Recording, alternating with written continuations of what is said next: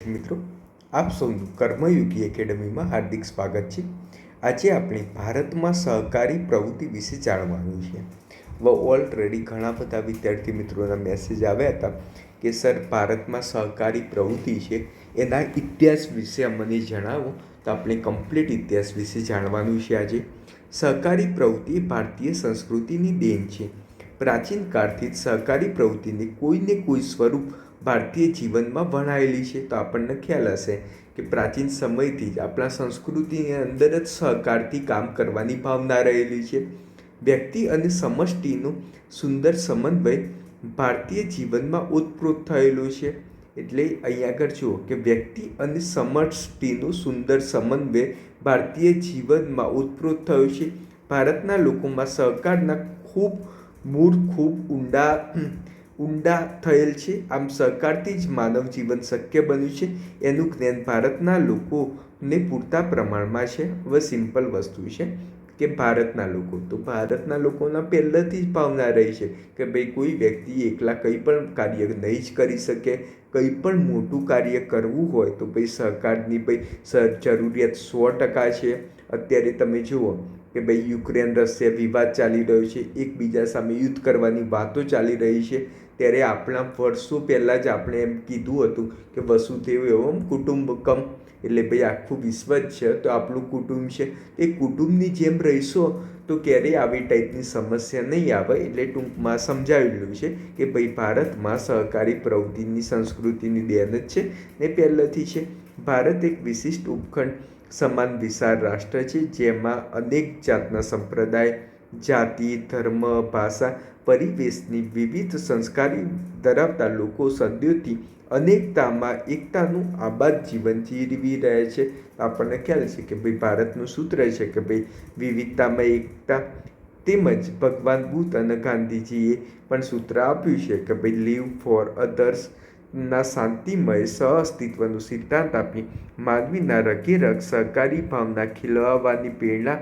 સહકારના ઉચ્ચતમ મૂલ્યો જેવા કે સમાનતા, એકતા, સ્વતંત્રતા, બંધુતા, કરકસર, પરસ્પર મદદ વગેરે આપણા દેશના નીતિના મૂલ્યોમાં સમાયેલા છે. એટલે ટૂંકમાં આપણને એ જ બતાવે છે કે આપણા પૂર્વજોએ જ આપણને શીખવાડ્યું છે કે ભાઈ બીજા માટે જીવવાનું રાખો, બસ લોકોનું કરી નાખવાની વાતો ના કરો. અત્યારે માર્કેટમાં તમને ખ્યાલ હશે, જ્યાં જોશો ત્યાં આગળ પૈસાનું કરી નાખવાની વાત થતી હશે.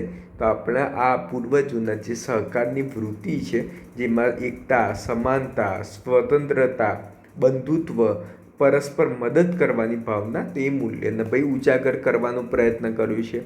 બ્રિટિશ શાસન પહેલાં ભારતમાં સહકારી પ્રવૃત્તિ.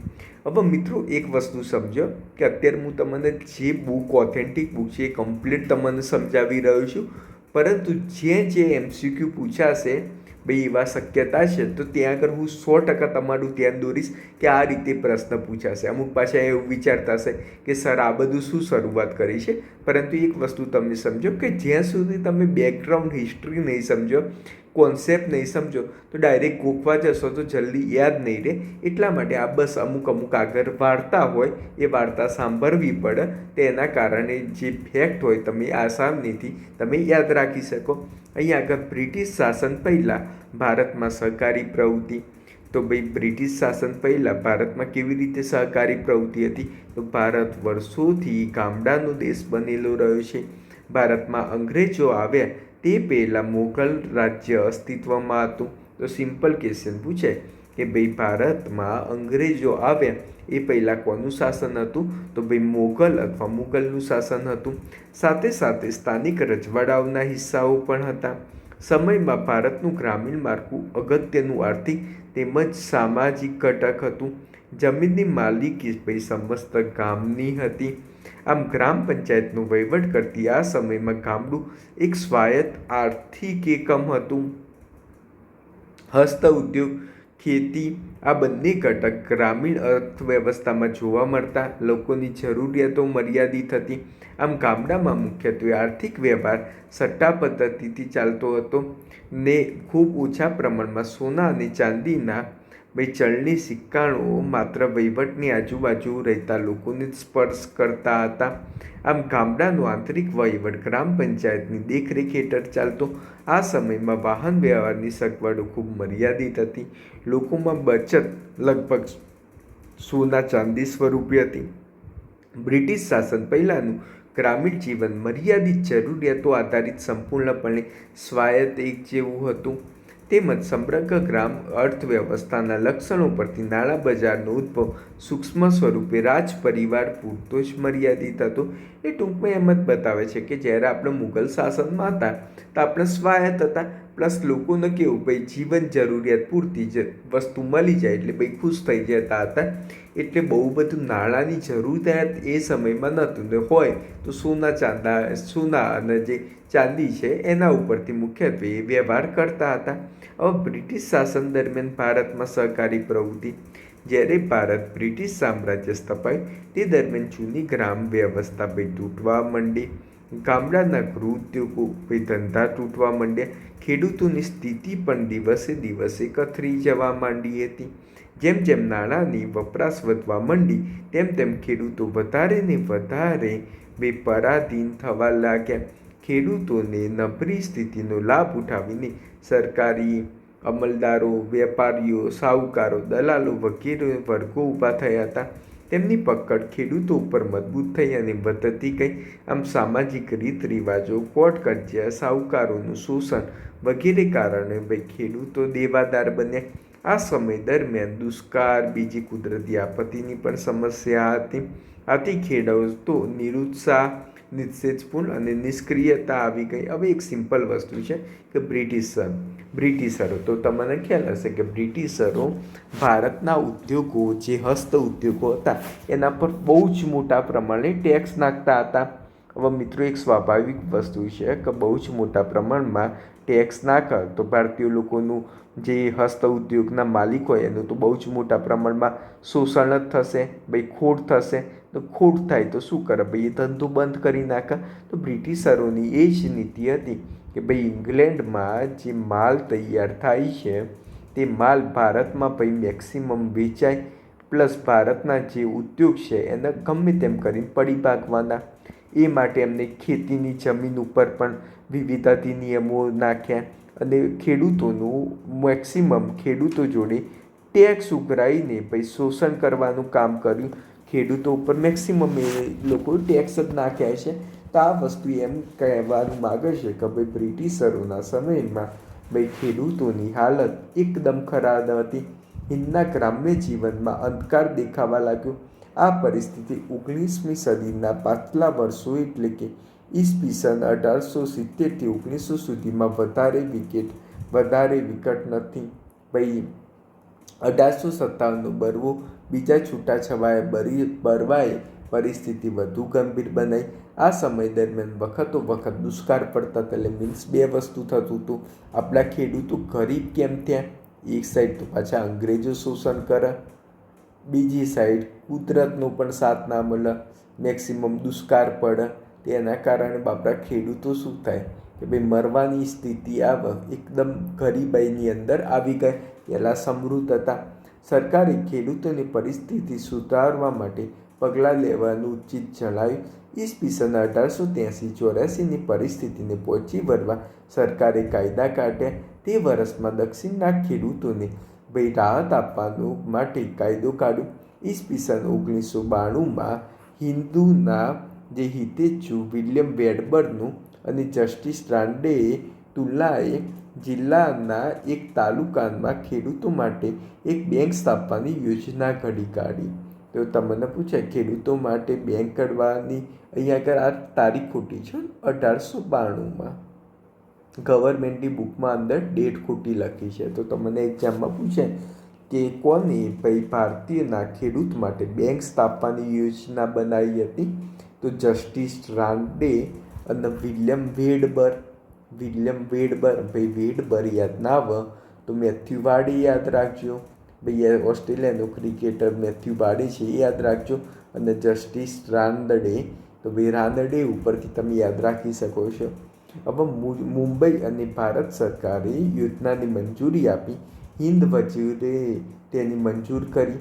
ઈસવીસન 1882માં ગોરા અમલદારોના મગજમાં પશ્ચિમી ઢબે સહકારી મંત્રીની રચના કરવાનો વિચારો ઘૂમવા લાગ્યા. તે પછી સર ડેડ્રિક નિકોલસન નામના સનદી અમલદારોને યુરોપમાં ખેતીવાડી અને ગ્રામ લોકોની યોજનાને અભ્યાસ કરી આ યોજનાની ભલામણ કરવાનું કામ સોંપવામાં આવ્યું હતું. તો ભાઈ આપણા ત્યાં સહકારી મંત્રીની સ્થાપના થાય તે માટે યોજના બનાવવાનું કામ કોને સોંપવામાં આવ્યું હતું? તો અહીં આગળ નામ યાદ રાખજો કે ડેડ્રિક અને નિકોલસન. હવે ડેડ્રિક અથવા નિકોલસન, હવે મિત્રો નામ યાદ ના રહ્યા તો કેવી રીતે? તમારા ડેડી નિકોલમાં ફરવા ગયા, અમદાવાદનું નિકોલ છે ને એમાં ફરવા ગયા અને સહકારી મંત્રી વિશે જાણવા ગયા. તો કદાચ પૂછાય કે સહકારી મંત્રીની પ્રોસેસ કેવી હોય એવી જાણવાની શરૂઆત કોને કરી હતી? તો ભાઈ ડેડ્રિક અને નિકોલસને કરી હતી.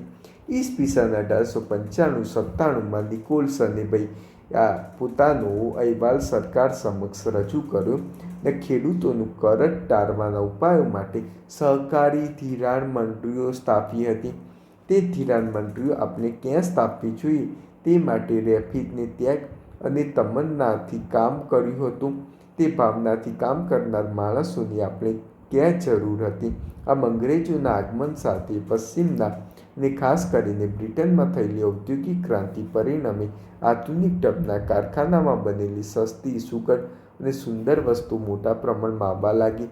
ભારતના ગૃહ ઉદ્યોગો, હસ્ત ઉદ્યોગો પડી ભાગ્યા અને પરિણામે ખેતી ઉપર ભારણ વધ્યું. અને ખેતી ઉપર ભારણ વધ્યું તો દિવસે દિવસે બ્રિટિશરોએ જે લૂંટ ચલાવી હતી, ખેતી ઉપર ટેક્સ નાખ્યા હતા, એના કારણે આપણા ખેડૂતો ગરીબ બનતા ગયા.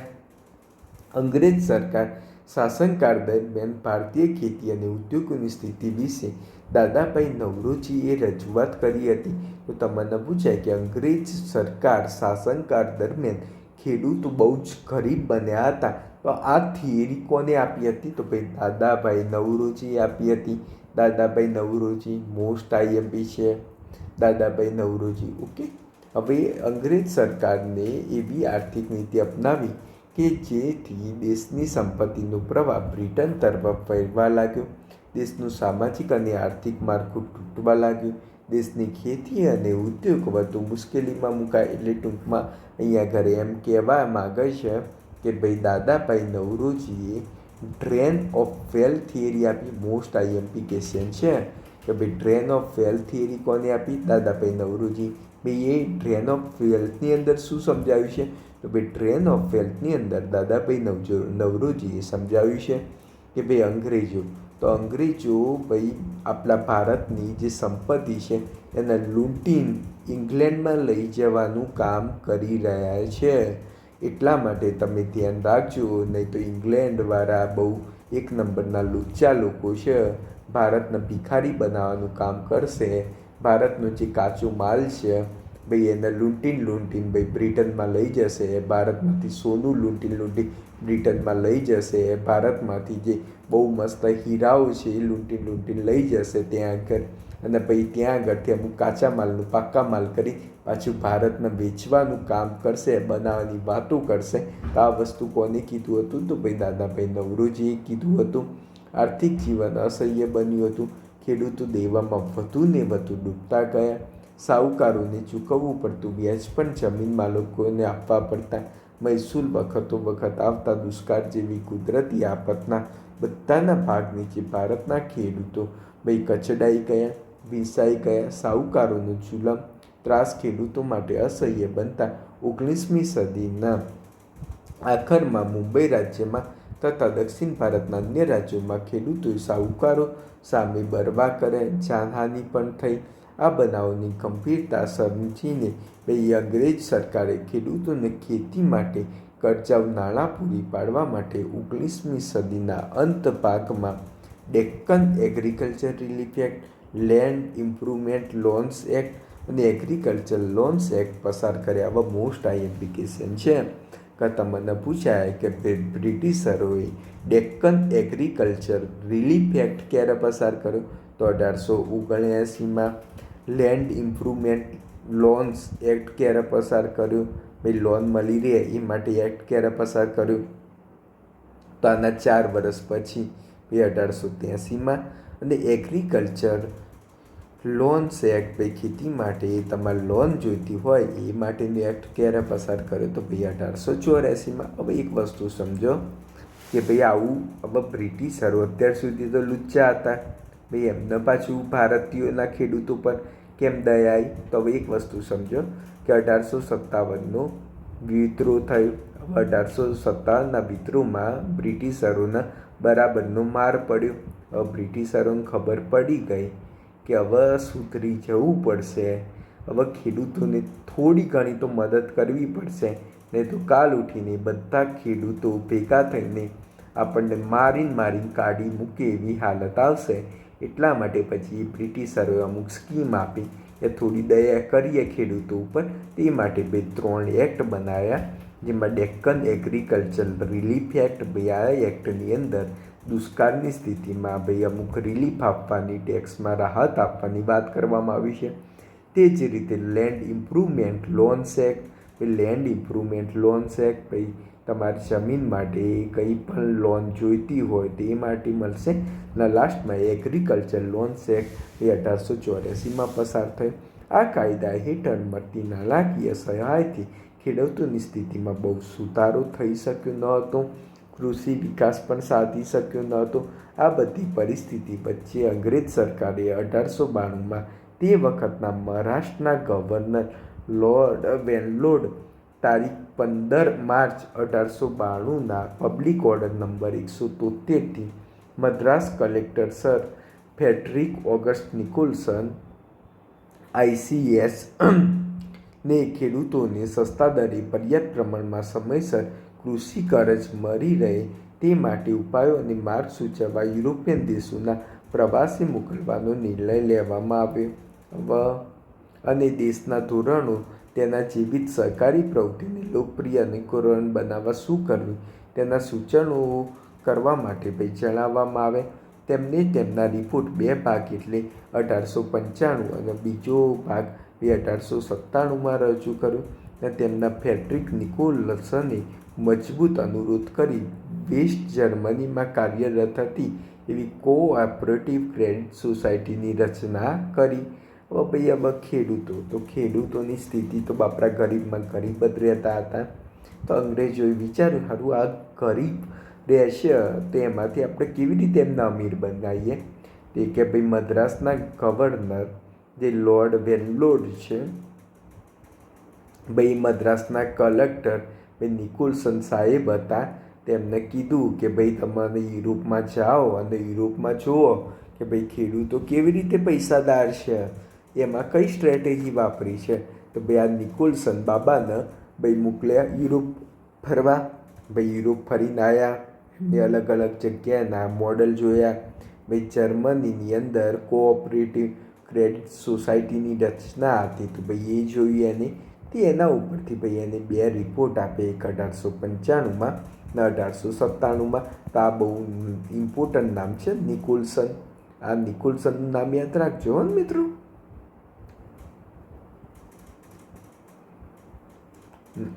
નિકોલસનને ભાઈ યુરોપ ફરવા મોકલ્યા હતા. તો ભાઈ એના માટે ખેડૂતો માટે ભાઈ કરવા માટે કર્યું. આ રિપોર્ટનું ટાઇટલ મદ્રાસ ઇલાકામાં જમીન અને કૃષિ વિષયક બેન્કો ઊભા કરવાની શક્યતાઓ. તો નિકોલસને ભાઈ ટાઇટલ આપ્યું કે ભાઈ મદ્રાસ જિલ્લામાં ભાઈ આપણે કેવી રીતે કૃષિ વિષયક બેન્કો બનાવી શકીએ તે માટે. આ રિપોર્ટમાં એમને મહત્ત્વનું નિરીક્ષણ કરવામાં આવેલ કે કામ કરજ ધિરાણનું ભાવિ એવા લોકો ઉપર નિર્ભર છે જેઓ ઉદ્યમી અને મહેનત કરે છે. આવા સુધારાઓ જર્મની અને ઇટાલીમાં કરવામાં આવેલ અને રાઇફેજન શબ્દને કોઈ અમુક પદ્ધતિના નિર્દેશ તરીકે દર્શાવવામાં આવેલ નહીં, પરંતુ એક મહાન સુધારકના ઉત્સાહ, શક્તિ, સામર્થ્ય અને સતત પરિશ્રમ તેમજ પ્રતિબદ્ધતાના સૂચક હતા.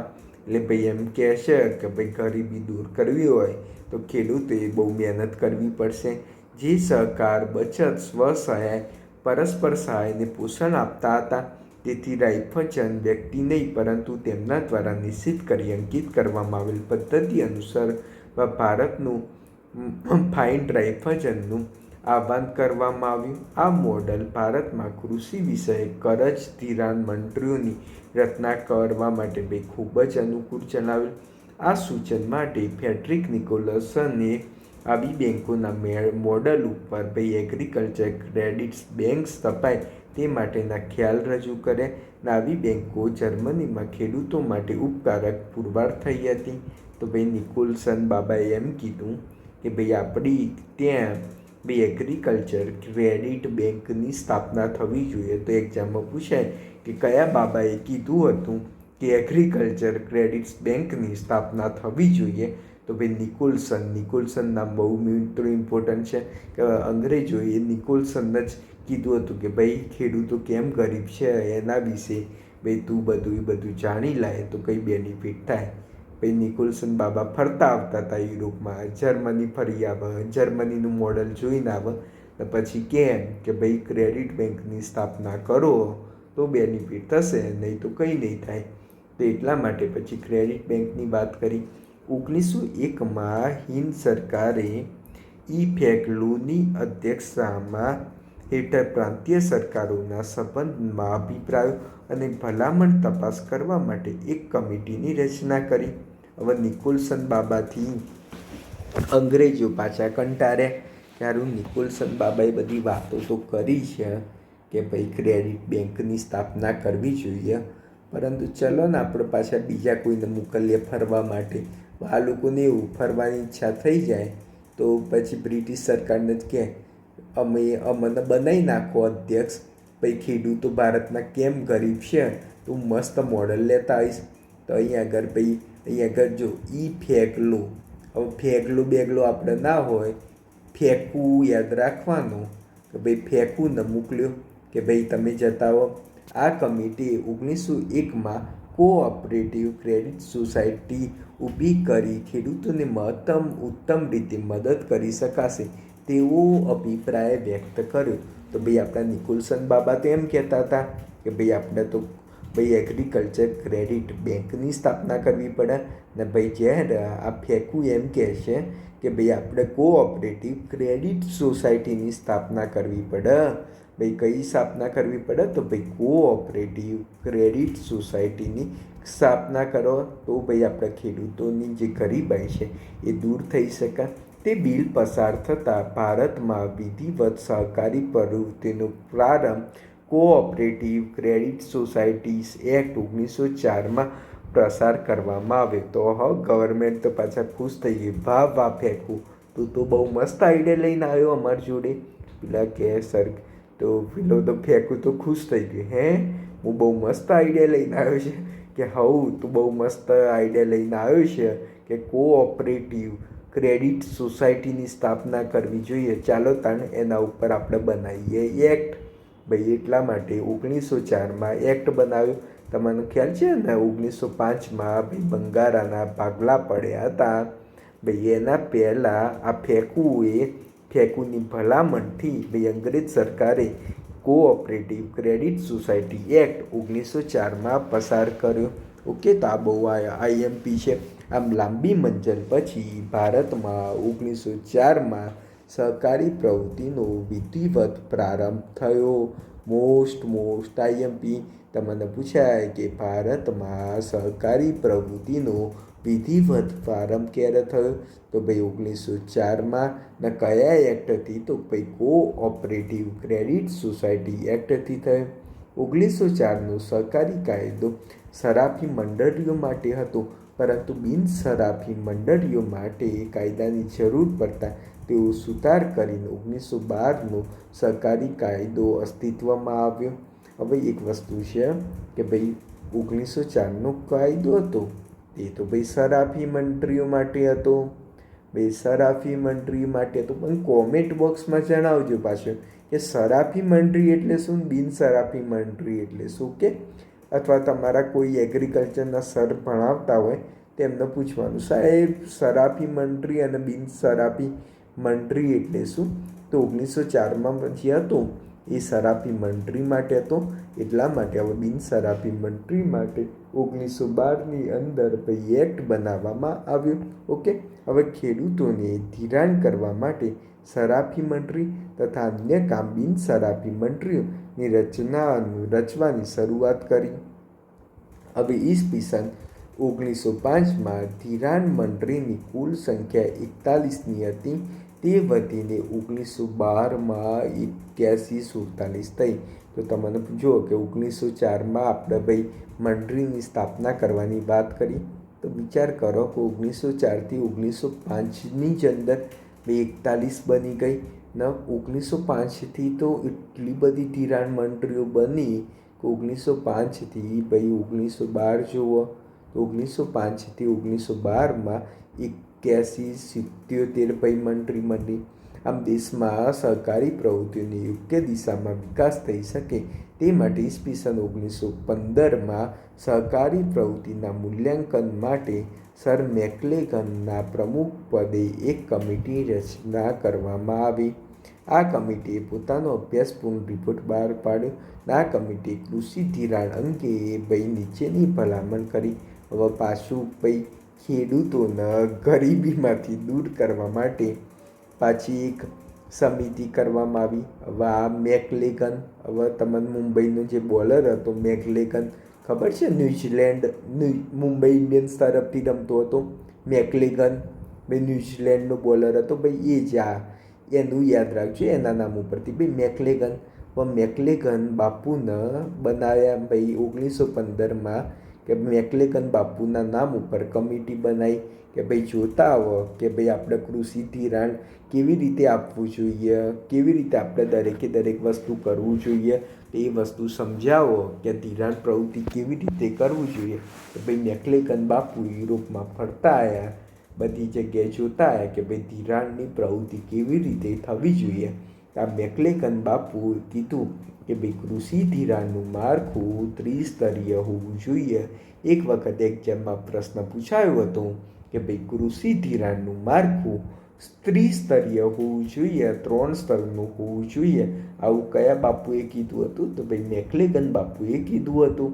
જેમાં ગ્રામ્ય કક્ષાએ પ્રાથમિક સહકારી મંડળીઓને નાણાકીય અને અન્ય રીતે મદદ કરવા માટે જિલ્લા કક્ષાએ પ્રાથમિક સહકારી મંડળીઓ અથવા વ્યક્તિઓના સભ્યપદ સાથેની મધ્યસ્થ સહકારી બેંક હોવી જોઈએ.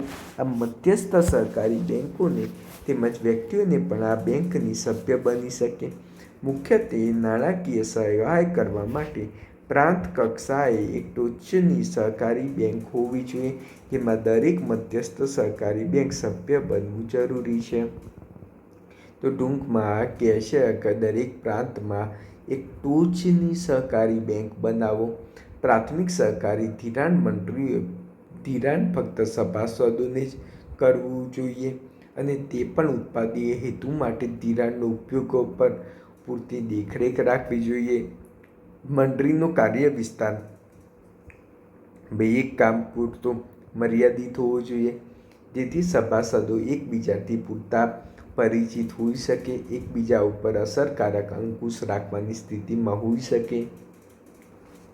મંડળીઓનું કદ પ્રારંભમાં નાનું હોવું જોઈએ, ક્રમશઃ વધવું જોઈએ અને આખરી તબક્કે મોડરેટ રહેવું જોઈએ. મંડળીના હોદ્દેદારોને મંડળીઓને માનવ સેવાઓ પૂરી પાડવી જોઈએ. તેઓને કોઈપણ સ્વરૂપમાં વેતન મેળવવું જોઈએ નહીં. તો ભાઈ મંડળીના હોદ્દેદારો છે તેને ભાઈ કોઈ પણ પ્રકારનો પગાર નહીં આપવાનો. ભાઈ સેવા કરવા આવ્યા છે તો ભાઈ સેવા કરો.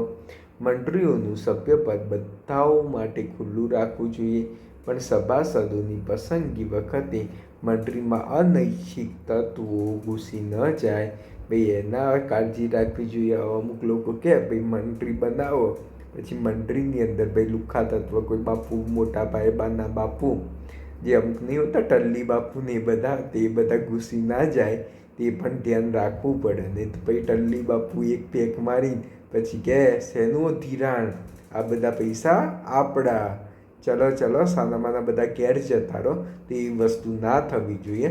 એટલે લુખ્ખા તત્વોને ભાઈ મંડળીની અંદર સમાવેશ નહીં કરવાના. સહકારી શાખ એટલે સસ્તી ન હોવી જોઈએ કે જેથી તેનું મૂળભૂત આવશ્યકતા અને પાયાનું તત્વ ઘટે. સમયસર ધિરાણની વહેંચણી જેટલી જ અગત્યતા સભાસદો પાસેની કરજ સમયસર અને નિયમિત વસૂલ કરવાની હોવી જોઈએ. નવી મંડળી ઊભી કરવાની ગતિ અતિ ઝડપી અથવા બહારથી પ્રેરિત હોવી જોઈએ નહીં. સહકારી મંડળી ઊભી કરવા માટેની માંગ નીચલા સ્તરે હોવી જોઈએ. નીચલા સ્તરેથી ગામના લોકો કહેવા જોઈએ કે ભાઈ આપણે ત્યાં સહકારી મંડળી બનવી જોઈએ છે. પછી ઉપરના લોકો કે સારું પૈસાનું કરવું છે. મિત્રો એક વસ્તુ સમજો કે ઇન્ડિયામાં સેવાના નામે મેવા થાય છે. ઇન્ડિયામાં શું થાય છે ભાઈ? સેવાના નામે બધા મેવા ખાઈ જાય છે, માવો બી ખાઈ જાય છે. જે મતલબ ઘણા બધા મેં જોયા છે કે ટ્રસ્ટ ચલાવતા હોય તો ભાઈ ટ્રસ્ટ કેમ બનાવતા હોય કે ભાઈ પૈસા કમાવા, બ્લેક મનીને ભાઈ વ્હાઇટ મની કરવા માટે બનાવતા હોય. નીચેના લોકો એમ નથી કહેતા ભાઈ ટ્રસ્ટ બનાવો, પણ પોતાની જાતેથી ભાઈ મારે સેવા કરવી છે. એટલે પણ પેલો કે નીચેના લોકો, ગામના લોકો જ એમ કે ભાઈ મારે કંઈ સેવાની જરૂરિયાત નહીં, તો પણ ઘણા લોકો આવી જશે ના મારે ટ્રસ્ટ બનાવું. એવી વસ્તુ છે.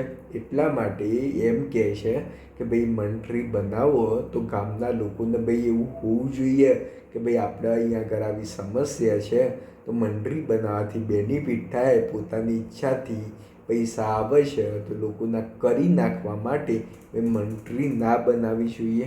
આ સમિતિનો અહેવાલ બ્રિટિશ સરકારને સુપરત થયો. એ સમયે પ્રથમ વિશ્વયુદ્ધ ચાલતું હતું.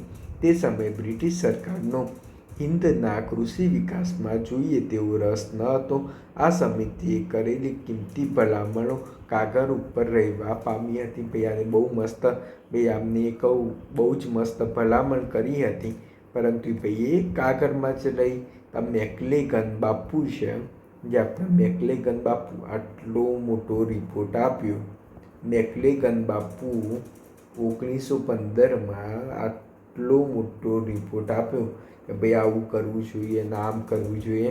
તો એ વખત 1914થી 1918 વચ્ચે તો ભાઈ પ્રથમ વિશ્વયુદ્ધ ચાલતું હતું. ભાઈ ઇંગ્લેન્ડ હતું એમાં બીજી કે ભાઈ આપણે તો ગમે તેમ કરીને ભાઈ યુદ્ધ જીતવું છે. તો ભાઈ એને મેકલેગનને કીધું કે બેટા તું શાંતિ રાખ, આપણે કોઈ ખેડૂતોને ગરીબ છે તેમને કોઈ જ આપણે અમીર કરવા નથી. એમને જેવા છે એવા એમને એમ રાખો. અત્યારે યુદ્ધ જીતવા ઉપર ફોકસ કરો. તો અહીંયા આગળ જુઓ કે ભાઈ બ્રિટિશ સરકારે રિપોર્ટ આપ્યો. ના તે કામ સારું કર્યું, કંઈ નહીં, આ રિપોર્ટ આપણે રાખી દઈએ છીએ, પેન્ડિંગ મૂકી દઈએ છીએ. જ્યારે યુદ્ધ પતે ત્યારે જોઈશું કે ભાઈ તે શું લખ્યું છે અંદર. ઓકે. ત્યારબાદ સહકારી પ્રવૃત્તિનો વિકાસનો વરાળ ઈસવીસન 1919ના મોન્ટેગ્યુ ચેમ્સફર્ડના દેશમાં સ્વતંત્રતા મેળવવાની રાજકીય ચળવળને શાંત પાડવા થયેલ સુધારાઓને પરિણામે આવ્યો. તો હવે સહકારી પ્રવૃત્તિનો વરાળ ઈસવીસન 1919માં મોન્ટેગ્યુ ચેમ્સફર્ડે દેશમાં સ્વતંત્ર મેળવવાની રાજકીય ચળવળને શાંત પાડવા માટે ભાઈ સુધારો કર્યો. હવે એક વસ્તુ સમજો કે 1915 ભાઈ આપણા ગાંધી બાપુની એન્ટ્રી થઈ જાય છે ભારતમાં. 9 જાન્યુઆરી 1915માં ગાંધી બાપુ ભાઈ ભારતમાં આવી જાય છે. ગાંધી બાપુ શું કરશે 1917માં? ભાઈ ચંપારણનું સત્યાગ્રહ કરશે. બધા લોકોને ભાઈ એક કરવાનું કામ કરશે. એટલે આ બધા ડરી ગયા બ્રિટિશરો કે હવે ભાઈ આપણે ખેડૂતોને અત્યાર સુધી આપણે બનાવતા હતા તો હવે ખરેખર આપણે કંઈ આપવું પડશે. એટલા માટે ભાઈ મોન્ટેગ્યુ ચેમ્સફર્ડ અધિનિયમ લાવે અને ત્યાં આગળ અમુક સુધારો આપ્યા. ચાલો ભાઈ કઈ સ્કીમો આપી છે મોન્ટેગ્યુ ચેમ્સફર્ડે ખેડૂતોને અમીર બનવાની, તો ભાઈ એ સ્કીમો આપણે જોઈએ. આ સુધારાઓ મુજબ પ્રાંતીય સરકાર અને મધ્યસ્થ સરકાર વચ્ચે ખાતાઓની વહેંચણી થઈને, જેમાં સહકાર વિષય પ્રાંતીય સરકારના હુકુમતમાં આવતા પ્રાંતીય સરકારોને તેમના પ્રદેશમાં સહકાર અંગે અલગ કાયદો ઘડવાની સત્તા મળી. મોન્ટેગ્યુ ચેમ્સફર્ડે પ્રાંતીય સરકાર એટલે ભાઈ આપણા ગુજરાત છે. તો ભાઈ પહેલાં કેવું હતું કે ભાઈ ભારતનો જે વાયસરોય ભાઈ જે એક્ટ ગણ આખા ભારતમાં નાખો તે વસ્તુ ના કરવી કે હવે ભાઈ પ્રાંતીય ભાઈ જ્યાં આગળ રહેતા હોય એ સરકારને ભાઈ આ સત્તા આપી કે ભાઈ સહકારી પ્રવૃત્તિ વિશે તમારે જે કરવું હોય એ કરો. તો એક મોસ્ટ આઈએમપી ક્વેશ્ચન બન્યો કે ભાઈ સહકારી રિલેટેડ પ્રવૃત્તિ માટે પ્રાંતોને સત્તા કયા અધિનિયમ પ્રમાણે આપવામાં આવી? તો સહકારી પ્રવૃત્તિ રિલેટેડ પ્રાંતની સત્તા ભાઈ મોન્ટેગ્યુ ચેમ્સફર્ડ અધિનિયમ હેઠળ આપવામાં આવી. આ પહેલ કરીને સહકારી મંડળીઓ અંગેના પોતાના સ્વતંત્ર કાયદો અમલમાં આવે. આ કાયદાની જોગવાઈઓ સહકારી મંડળીઓની રચના, તેનું રજિસ્ટ્રેશન અને મંડળીઓનું વર્ગીકરણ, મંડળીઓનું સંચાલન દેખરેખ, મંડળીઓના નાણાકીય ભંડોળ, રજિસ્ટરની સત્તા, મંડળીના પેટા નિયમો બાબતેનો સમાવેશ થયેલ. અન્ય રાજ્યો એ પણ આ કાયદાને થોડા સુધારા વધારા સાથે અપનાવ્યો. ભાઈ આમાં વસ્તુ કર્યું કે મુંબઈ રાજ્યે પહેલ કરીને એ સહકારી મંડળીઓ અંગેનો પોતાનો સ્વતંત્ર કાયદો અમલ મૂક્યો. તો ભાઈ મુંબઈ રાજ્યએ કીધું કે ભાઈ આ રીતે તમે કાયદો બનાવી શકો છો. તો બીજા રાજ્યોએ પણ એમને જોઈને શીખીને અમુક ભાઈ કાયદા બનાવ્યા. ઓકે, હવે ઈસવીસન 1926માં સહકારી મંડળીના રજિસ્ટ્રારોની પ્રથમ કોન્ફરન્સ મળી, જેમાં પણ સહકારી પ્રવૃત્તિના વિકાસ માટે વ્યાપક ભલામણો થયેલ હતી. તો તમને પૂછાય કે ભાઈ સહકારી મંડળીઓના રજિસ્ટ્રારોની પ્રથમ કોન્ફરન્સ ક્યારે મળી? તો ભાઈ 1926માં ભાઈ સહકારી મંડળીના રજિસ્ટ્રારોની ભાઈ પ્રથમ કોન્ફરન્સ મળી. જિલ્લા તથા રાજ્ય સહકારી બેંકોને મજબૂત બનાવવાનો ઉલ્લેખ થયેલ. તેની સાથે ઈસવીસન 1927માં નિયુક્ત થયેલ રોયલ કમિશન ઓફ એગ્રીકલ્ચર દ્વારા પણ ભાઈ અન્ય સુધારા સાથે સાથે કૃષિ ધિરાણ ક્ષેત્રે સહકારી મંડળીઓએ ખરો ઉપાય છે તેવી ભલામણ કરી. તે એક વસ્તુ સમજો કે રોયલ કમિશનની નિમણૂક ક્યારે બનાવવામાં આવ્યું? રોયલ કમિશન તો ભાઈ 1927માં ભાઈ રોયલ કમિશન બનાવવામાં આવ્યું ને એમાં પણ ધિરાણ વિશે ભાઈ વાત કરવામાં આવી છે. 1929માં વિશ્વવ્યાપી મંદીની શરૂઆત અમેરિકાથી થઈ. તમને ખ્યાલ છે કે ભાઈ 1929માં ભાઈ વૈશ્વિક મંદી આવી. આ મંદીની ભારતની કૃષિ શાક પ્રવૃત્તિ ઉપર ઘણી પ્રતિકૂળ અસર પડી. ખેતીના પાકોની કિંમતમાં ભારે ઘટાડો થયો. ખેડૂતોને પોતાના ઘર ખર્ચને પહોંચી વળવા ભાઈ નાણાં ન મળતા ખેતીની જમીન પાણીના મૂલ્યે વેચવા માંડી. તો એ જમીન ઉપર ખેડૂતો મોટા પ્રમાણમાં કરજ લેવા લાગ્યા. ખેડૂતોની આવક ઓછી થતાં મોટાભાગની સહકારી મંડળીઓના ખેડૂત સભાસદો મંડળીઓમાંથી લીધેલું ધિરાણ ભાઈ પરત કરી શક્યા નહીં. પરિણામે ઘણી સહકારી કૃષિ ધિરાણ મંડળીઓ ભાઈ આર્થિક કટોકટીમાં ફસાઈ ગઈ. હવે એક વસ્તુ સમજો કે ભાઈ મંડળી, તો મંડળી કેમ સ્થાપવા? તો ભાઈ ખેડૂતોના એ મંડળીમાંથી ભાઈ પૈસા મળી શકે એટલા માટે ભાઈ મંડળીની સ્થાપના કરતા હોય. હવે આવી 1929માં મંદી. હવે ખેડૂતો જોડે પૈસા જ ના હોય તો આ મંડળીવાળાને ભાઈ પાછા પૈસા કેવી રીતના આપશે? તો ખેડૂતોએ કીધું કે પૈસા જ નથી, જે કરવું હોય કરી લે, પૈસા તમને નહીં મળે, હું જ લુખ્ખો છું, મારી જોડે જ કંઈ જ પૈસા જ નથી, તો પછી હું તને ક્યાંથી આપીશ? તો ભાઈ એટલા માટે પછી આર્થિક ભાઈ જે મંડળીઓ હતી પહેલાં ઇન્કમ કરતી હતી, હવે મંડળીઓ જ ગરીબ થઈ ગઈ. મંડળીઓ જોડેથી પૈસા લઈને ખેડૂતો જતા રહે. ખેડૂતો બાપરા ગરીબ. એના કારણે એમ કહેવાય કે ભાઈ મંડળીઓ ઉઠી ગઈ. 1931માં મધ્યસ્થ બેન્કિંગ તપાસ સમિતિએ કરેલી ભલામણ અનુસાર 1935માં રિઝર્વ બેંક ઓફ ઇન્ડિયાની બે સ્થાપના થઈ, જેમાં કૃષિ ધિરાણ માટે અલગ વિભાગ સ્થાપવામાં આવે. તો ક્વેશ્ચન પૂછાય કે રિઝર્વ બેંક ઓફ ઇન્ડિયાની સ્થાપના ક્યારે થઈ? તો ભાઈ 1935માં થઈ, જેમાં કૃષિ ધિરાણ માટે બે અલગ વિભાગ સ્થાપવામાં આવ્યો ને કૃષિ ધિરાણની પ્રવૃત્તિને વિકાસ માટે એક સંગીન પરિબળ બની રહી. 1948 સુધીમાં સહકારી મંડળીની સંખ્યા 94,000ની હતી, જે વધીને 1938 સુધીમાં ભાઈ 10 વર્ષમાં 1.11 લાખ થઈ ગઈ. આ સમય દરમિયાન મુંબઈ સરકારે 1937માં નિમેલી બે સભ્યો શ્રી વી.એલ. મહેતા અને એમડી ભલસાણી સમિતિએ ગ્રામ ધિરાણ મંડળીઓને બદલે વિવિધ કાર્યલક્ષી મંડળીઓ સ્થાપવા કરેલ ભલામણ એ ગ્રામ્ય ધિરાણ પ્રવૃત્તિ માટે નવી દિશાનો વળાંક હતો. તો હવે બહુ મસ્ત છે કે 1937માં પાછી નવી કમિટી બનાવી. 1937માં નવી કમિટી બનાવી તે કે ભાઈ મહેતા સાહેબને બનાવીએ. ભાઈ મહેતા સાહેબ ભાઈ ખેડૂતો જોડે બહુ ફરતા હતા. વીએલ મહેતા સાહેબ એમને બનાવ્યા. પ્લસ એમડી ભલસાણી સાહેબને બનાવ્યા. ભાઈ આ ભલસાણી સાહેબને તો બહુ મોટા પ્રમાણે જમીન બમીન હતી તેમને ખબર હતું, તો મહેતા અને ભલસાણી સાહેબને બનાવ્યા. તો ભાઈ એ બંને કીધું કે ભાઈ વિવિધ ભાઈ મંડળી કાર્યલક્ષી જે મંડળી બનાવો છો એ મંડળીઓ સ્થાપવા કરેલી ભલામણ એ ગ્રામ્ય ધિરાણ પ્રવૃત્તિના માટે ભાઈ નવું વિરાંક થશે. હવે આમાં વસ્તુ શું હતી? ભાઈ એક વસ્તુ તમે સમજો.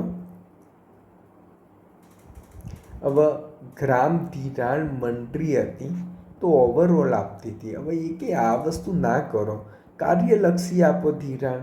ભાઈ કાર્યલક્ષી તમે ધિરાણ મંડળી સ્થાપશો તો કઈ બેનિફિટ થશે? 1939માં સપ્ટેમ્બરમાં બીજું વિશ્વયુદ્ધ ફાટી નીકળતા દેશના સમગ્ર અર્થતંત્રમાં ભાઈ તેજીનું મોજું ફરી વળ્યું. ખેતીના ઉત્પાદનો મોટો ભાગ અને બીજી જરૂરી સામગ્રી સરકારે લડાઈના કાર્ય માટે એકઠી કરવા માંડી. બીજી બાજુ પરદેશથી થતી આયાતો પર જુદા જુદા અંકુશો મુકાય. સમગ્ર અર્થતંત્ર તેમજ સહકારી પ્રવૃત્તિને ખાસ કરીને સહકારી કૃષિ ધિરાણ પ્રવૃત્તિ પર તેજીને પરિણામે સાનુકૂળ અસર થઈ હતી. તો તમને પૂછાય કે નીચેના પૈકી કયા યુદ્ધમાં સહકારી મંડળીને બહુ જ મોટા પ્રમાણમાં ફાયદો થયો હતો?